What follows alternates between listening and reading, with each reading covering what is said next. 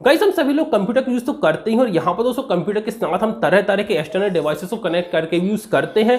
जैसे कि बात कर रहे हैं printer, scanner, webcam, fingerprint scanner, इस तरह काफ़ी सारे एक्सटर्नल डिवाइसेस को हम कनेक्ट करते हैं अपने कंप्यूटर से और उनका यूज़ करते हैं। अब गाइस यहाँ पर क्या होता है, जब कभी भी हम एक किसी एक्सटर्नल न्यू डिवाइस को कनेक्ट करते हैं, जब हम मार्केट में उसको लेने जाते हैं तो हम देखते हैं दोस्तों उस डिवाइस के साथ हमको एक CD भी देखने को मिलती है या फिर वहाँ पर हमको एक लिंक मतलब कि एक URL देखने को मिलता है, जहां से दोस्तों हमको एक ड्राइवर मिलता है और उस ड्राइवर को हमको अपने कंप्यूटर में इंस्टॉल करना पड़ता है और उसके बाद ही जो है हमारा कंप्यूटर उस एक्सटर्नल जो डिवाइस होता है उसको सपोर्ट करता है। सो गाइस अब यहाँ पर सवाल ये निकल के आता है कि आखिर ये ड्राइवर होता क्या है, हमको इसको क्यों इंस्टॉल करना पड़ता है हमारे कंप्यूटर में यदि हमको किसी एक एक्सटर्नल डिवाइस को कनेक्ट करके चलाना हो। यदि ड्राइवर इंस्टॉल नहीं करेंगे तो क्या वो डिवाइस नहीं चलेगा?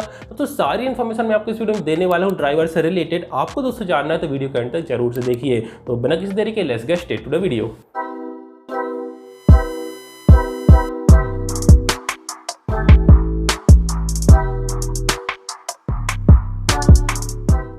सो गाइस आखिर ड्राइवर होता क्या है, इसको अच्छी तरीके से समझने के लिए सबसे पहले दोस्तों आपको ये पता होना चाहिए कि जो कंप्यूटर होता है यहाँ पर उसके दो मेन पार्ट्स होते हैं, एक तो उसका हार्डवेयर होता है, दूसरा उसका सॉफ्टवेयर होता है।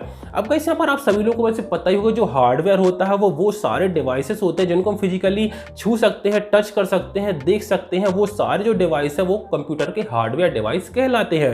और यदि बात करें सॉफ्टवेयर की तो दोस्तों ये set of program, set of instructions होता है जो कि दोस्तों कंप्यूटर के अंदर इंस्टॉल किए जाते हैं।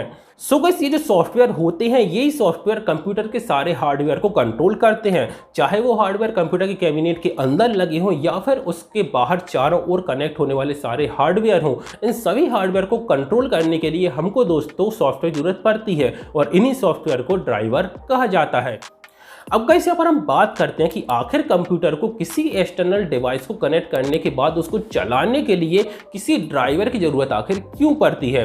दोस्तों यहाँ पर हम एग्जांपल के लिए मानते हैं कि हम एक प्रिंटर को लेके आते हैं और उस प्रिंटर को अपने कंप्यूटर के साथ कनेक्ट करके उसका यूज करना चाहते हैं। अब दोस्तों प्रिंटर को हमने फिजिकली कंप्यूटर के पोर्ट के साथ कनेक्ट तो कर ही दिया, मेनली यहाँ पर USB पोर्ट के साथ हम कनेक्ट करते हैं। अब दोस्तों यहाँ पर कंप्यूटर को ये तो पता चल जाता है कि उसके USB पोर्ट में एक डिवाइस कनेक्ट हुआ है, लेकिन कंप्यूटर को ये पता नहीं होता कि आखिर वहां पर कौन सा डिवाइस कनेक्ट हुआ है।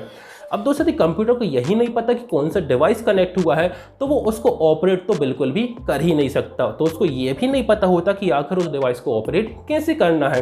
तो दोस्तों यहीं पर चीज़ निकल के आती है ड्राइवर, जो कि एक सॉफ्टवेयर होता है। वो जो सॉफ्टवेयर उस प्रिंटर बनाने वाली जो कंपनी होती है वो उस ड्राइवर को भी यहाँ पर डेवलप करती है, उसको डिज़ाइन करती है, उस ड्राइवर को उस प्रिंटर के साथ में भेज देती है वाया एक CD में डाल के देती है या फिर वहाँ पर वो अपनी वेबसाइट का लिंक दे देती है, URL दे देती है। वहां से आप उसके ड्राइवर को डाउनलोड करके अपने कंप्यूटर में इंस्टॉल कर सकते हैं।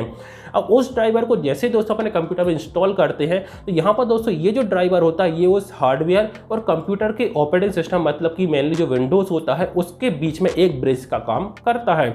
वो दोस्तों क्या करता है, अब कंप्यूटर उस ड्राइवर की हेल्प से, उस ड्राइवर की मदद से ही उस कनेक्टेड हार्डवेयर को यहाँ पर यूज कर सकता है, उसको ऑपरेट कर सकता है, क्योंकि वो ड्राइवर है वही बताता है कंप्यूटर को कि ये डिवाइस इसके USB पोर्ट के साथ कनेक्ट हुआ है और इसको इस तरीके से ऑपरेट करना है। तो इसलिए दोस्तों मेनली हमको ड्राइवर की जरूरत पड़ती है। अब गाइस यहाँ पर हम समझते हैं कि यदि हमने किसी एक्सटर्नल डिवाइस का ड्राइवर इंस्टॉल नहीं किया तो उस केस में क्या होगा। दोस्तों यहाँ पर हमने मान लो कि जो प्रिंटर लेके आया उसको हमने कंप्यूटर के साथ फिजिकली कनेक्ट तो कर ही दिया। अब यहाँ पर दोस्तों हमने उसका ड्राइवर नहीं डाला तो उसके बाद दोस्तों आप लोग कभी देखना कि यदि हमने प्रिंटर को कनेक्ट करने के बाद कोई भी पेज को प्रिंट करने के लिए कमांड देते हैं तो वहाँ पर दोस्तों जहाँ पर प्रिंटर सेलेक्ट करने का जो ऑप्शन होता है वहाँ पर आप देखोगे तो जो कनेक्टेड प्रिंटर होता है उसका वहाँ पर नाम आएगा ही नहीं, क्योंकि दोस्तों वहाँ पर कंप्यूटर को नहीं पता कि उसके साथ एक प्रिंटर भी कनेक्ट है।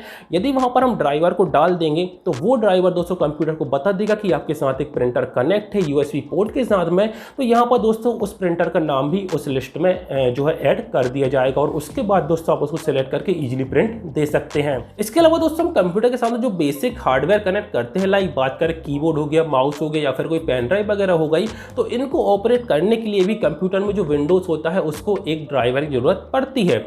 अब दोस्तों आप लोग सोचेंगे जब हम कीबोर्ड माउस को कनेक्ट करते हैं तो हम उसके लिए अलग से कोई ड्राइवर तो इंस्टॉल करते नहीं है, ना ही उनके साथ आता है। तो यहाँ पर दोस्तों आपने इस चीज़ को जरूर से नोटिस किया होगा, जब भी हम किसी कीबोर्ड को, किसी माउस को या फिर किसी पेन ड्राइव को अपने कंप्यूटर के साथ में कनेक्ट करते हैं तो वहाँ पर नीचे कॉर्नर में दोस्तों आपको एक मैसेज शो होता है कि इंस्टॉलिंग डिवाइस ड्राइवर।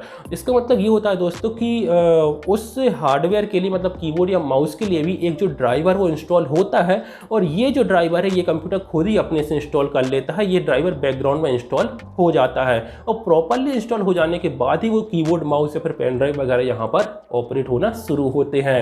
तो उम्मीद करता हूँ दोस्तों आप लोग को इन्फॉर्मेशन मिल गई होगी ड्राइवर के बारे में। यहाँ पर दोस्तों मैंने आपको बता दिया कि आखिर ड्राइवर क्यों होता है, क्यों यहाँ पर कंप्यूटर में हमको ड्राइवर डालने की जरूरत पड़ती है, और यदि ड्राइवर हमने कंप्यूटर में नहीं डाला तो फिर क्या होगा। तो उम्मीद करता हूँ दोस्तों आप लोग को इन्फॉर्मेशन पसंद आएगी और वीडियो पे आपको जरूर से पसंद आया होगा। दोस्तों आज के लिए बस इतना ही। उम्मीद करता हूँ कि आपको मेरा वीडियो पसंद आया होगा। यदि आपको मेरे वीडियो से लाइक, कमेंट, सब्सक्राइब से कुछ कर दीजिए, बेल आइकन प्रेस कर दीजिए। आपसे मिलता हूँ दोस्तों मैं अगली वीडियो में, तो के लिए बाय बाय।